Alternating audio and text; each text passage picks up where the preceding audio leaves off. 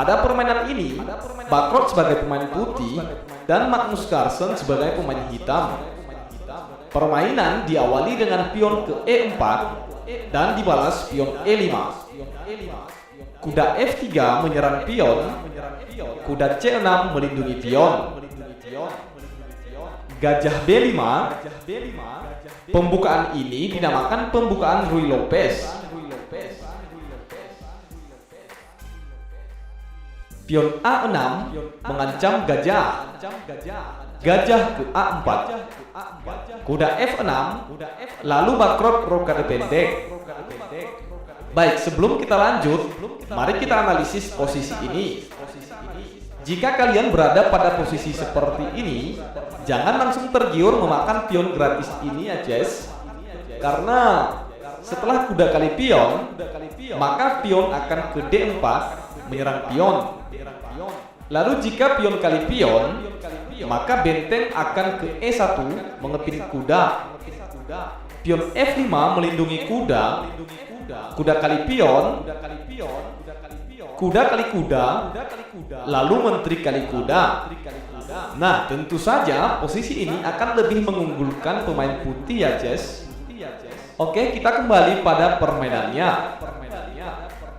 Di sini setelah Bakrot rokade pendek, Carlsen gajah ke E7, persiapan rokade pendek. Lalu Bakrot benteng ke E1 melindungi pionnya. Pion B5 menyerang gajah. Gajah mundur ke B3. Carlsen rokade pendek dan dibalas pion A4 mengajak pertukaran pion. Carlsen gajah ke B7, pion ke D3 membuka jalan keluar gajahnya. Pion D6, gajah D2. Carlsen menteri ke D7. Kuda C3, kuda A5 menyerang gajah. Gajah mundur ke A2. Carlsen pion C5, kuda ke E2. Kuda C6, kuda ke G3. Pion D5 mengajak pertukaran pion. Bakrot pion kali pion, kuda kali pion. Pion C3 mencegah pion maju. Benteng ke D1.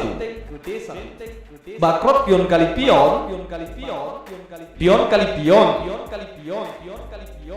Kuda kali pion menyerang menteri.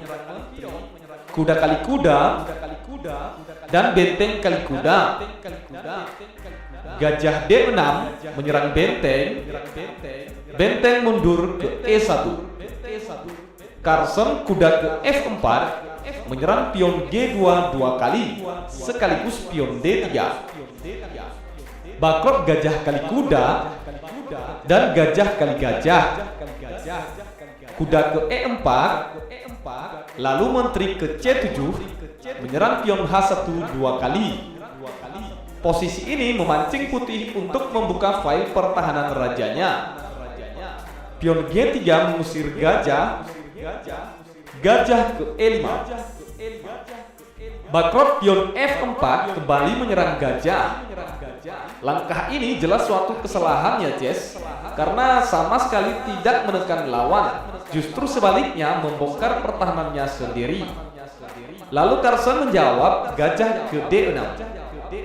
Bakrot menteri ke H5 dengan tujuan berikutnya kuda ke G5 dan menyerang sisi raja hitam di petak H7 ataupun petak F7 yang dibantu oleh gajahnya. Lalu Carlsen menteri ke C6 sehingga kuda E4 ini tidak boleh diangkat putih karena putih akan skakmat di petak G2. Lalu menteri mundur ke H3 untuk melindungi petak G2 sekaligus mempertahankan garis vertikal H untuk menyerang raja hitam.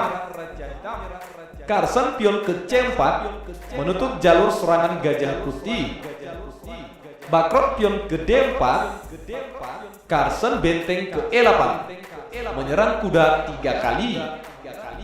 Bakrot pion ke D5, Lalu menteri kali pion. Bakrot benteng ke D5 menyerang menteri. Nah, pada posisi ini Magnus Carlsen mengorbankan menterinya dan lebih memilih benteng kali kuda. Lalu bakrot kali benteng dan benteng kali benteng. Skat. Raja ke F2 menyerang benteng. Benteng ke E8 menghubungkan kedua bentengnya. Benteng E5, gajah kali benteng, raja kali benteng, gajah kali pion, skat benteng dan gajah. Raja ke F1,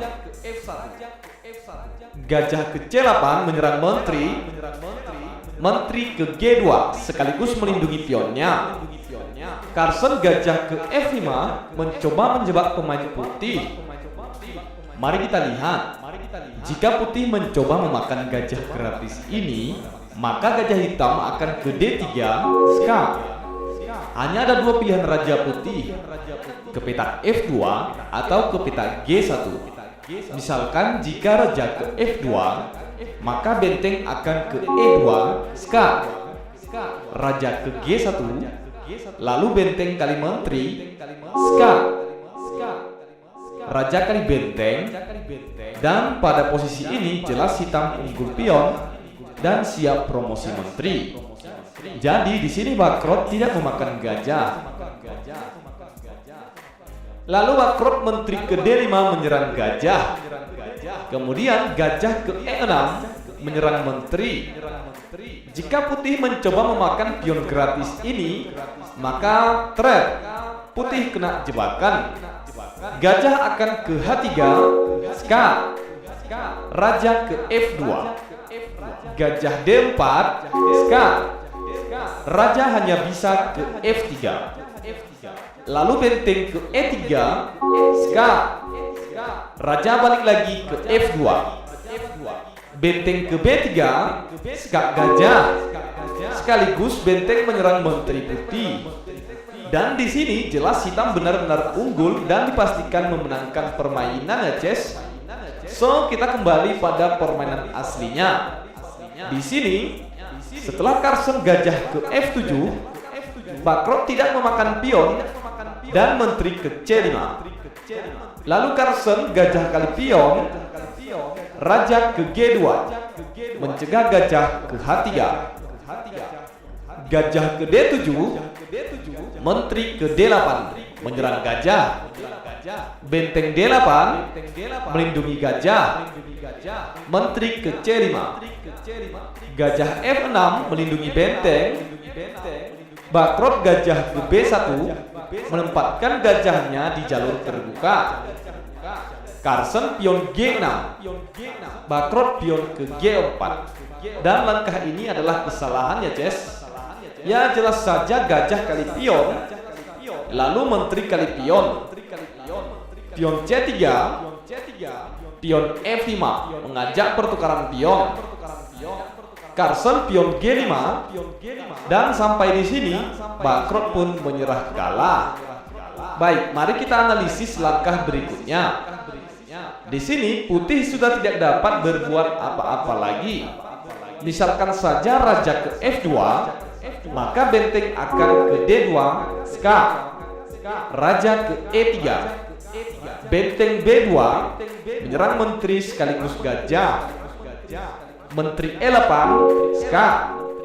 Raja ke G7. Gajah D3, benteng kali pion. Gajah C4 menyerang pion F7 dua kali. Lalu gajah ke H5 melindungi pion. Dan di sini pertahanan hitam benar-benar kuat, ditambah lagi benteng yang begitu aktif dan pion yang siap promosi menteri.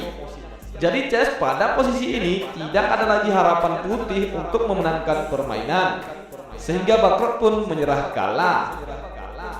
Oke Ces, semoga permainan ini dapat memotivasi teman-teman semua, terutama bagi kalian yang suka menyerah apabila menteri kalian dimakan lawan.